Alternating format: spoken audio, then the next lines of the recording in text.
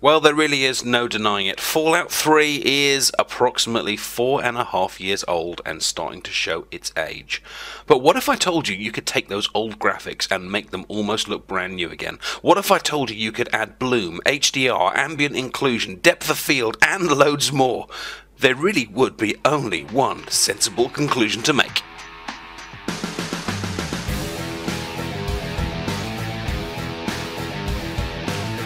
Greetings and welcome to Fallout 3 Moddit Episode 3. My name is the Adipose and today we are going to be looking at the Lone Wanderer's ENB by Lone Wanderer 518. Now an ENB is a graphics injector normally based on in DX9, and in this video I'm going to be flicking between images with the ENB off like the one you're seeing in front of you now and images with the ENB on like the one that you are seeing in front of you now. It makes a huge difference to how the game looks. The ENB itself was first is constantly developed by a guy called Boris Vorontsov. Apologies if I pronounced that wrong. And then users can go away and create their own customizations. Now Lone Wanderer has created this personal customization of the ENB in conjunction with SweetFX. Now I've got a full tutorial series on SweetFX on my channel. Just flick back to my main channel page and check the playlist if you want to find out all about that. But this is a brilliant combination of graphics mods to take a game which is, like I said at the introduction, 4.5 years old and make it look pretty much up to date. Taking an image like this, which in 2008 would have made us go ooh, but nowadays makes us go ah, and now makes it something that looks far more refined, far more moody, far more mysterious, and something that actually you can play and enjoy without being constantly reminded that this is an older game. Now this ENB preset works really well in almost all light situations, but I think it looks especially good in low light situations or in situations where you've got a sunrise or a sunset pointing towards the camera. And in situations like this where you've got a very, very dark scene, actually made even darker by using certain mods to pull down the interior lighting, the way the lights kind of pick out the details, the way the objects respond to the light and the way the shadows on those objects are far more realistically created, makes a truly beautiful image that you almost looks like you can reach into your screen and touch. I've really personally enjoyed going around in kind of very, very dark areas like this entrance to the History Museum with a torch mod and just picking out these little kind of details while kind of searching around. I mean, granted it's spooky and it's gloomy, but the ENB makes this feel almost borderline like a horror game, but it looks modern, it looks up to date, and it really feels very, very immersive. The other advantage of using an ENB mod is that it adds in depth of field to a game which either didn't have one or didn't have a very advanced one. Now, whilst there have been other mods that have tried to add a depth of field to Fallout 3, and they've done a decent job, and I have used them and enjoyed them.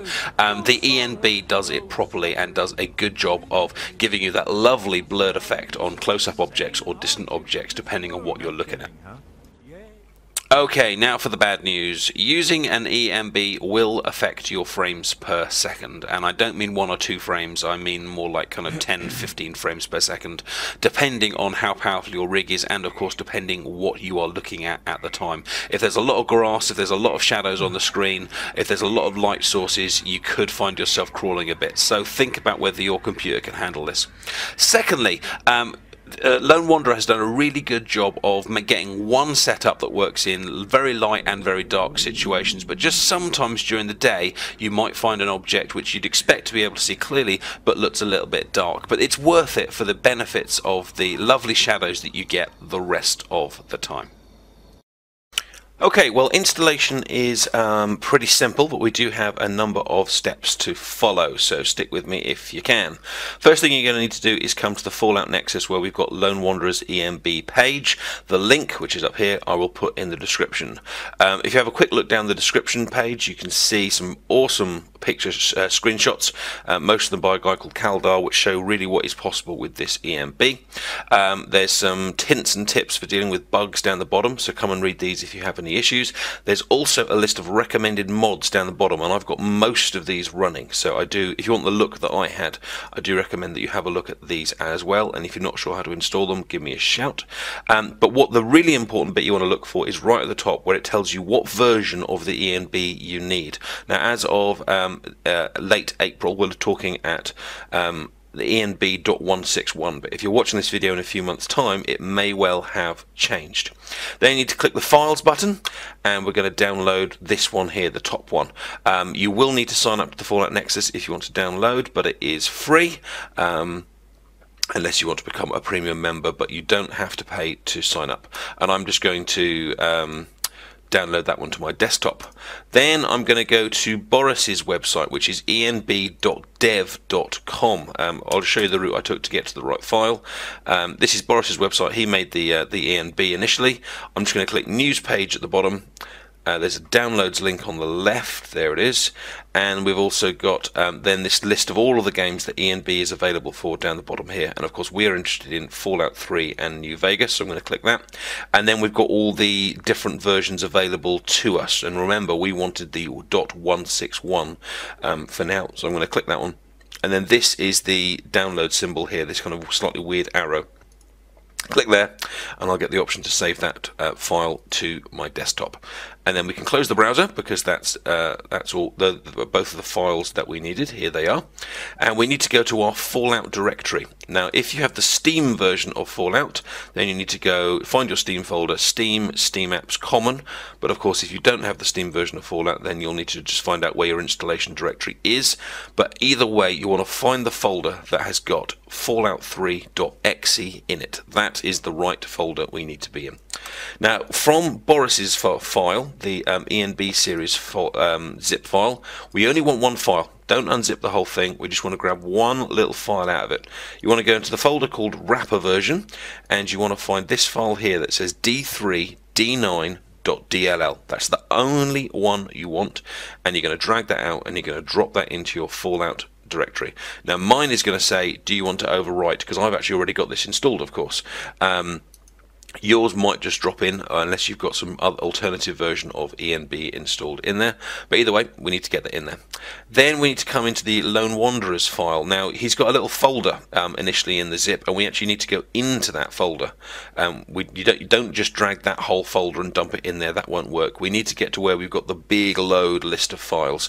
Now, some ENB presets, and Lone Wanderer may have this in the future, will have like a high performance one, a low performance version, depth of field version, no depth of field version, etc, etc. So if you find that there's more folders in there, you need to choose the version that is most suitable for your PC and what you want to see. And but either way, you need to find the folder that's got like ENB Bloom, ENB Effect. If you can see these files, you're in a suitable place. And we need to select everything, and I've done that by clicking and then holding Shift and then clicking again. And we're going to drag the whole lot, and we're going to dump that into the Fallout 3 directory. Again, mine's going to ask me to overwrite, but yours probably won't unless you have anything else previously installed. And that is the installation for your ENB complete. Easiest way to tell if it is working is to look in the top left hand side of the screen when the game runs. If you've got this big load of white text that starts ENB series, then it is working correctly in your copy of Fallout 3 and you are ready to look awesome. And if you have found this video useful or entertaining, then please hit that like button. And if you want to see loads of other editions of Moddit for a whole bunch of games, or tutorials for anything from Little Big Planet to Borderlands, then do subscribe to the channel as well. Thank you very much to Lone Wanderer for making such a great mod, and I will see you guys soon. Take care. Bye bye.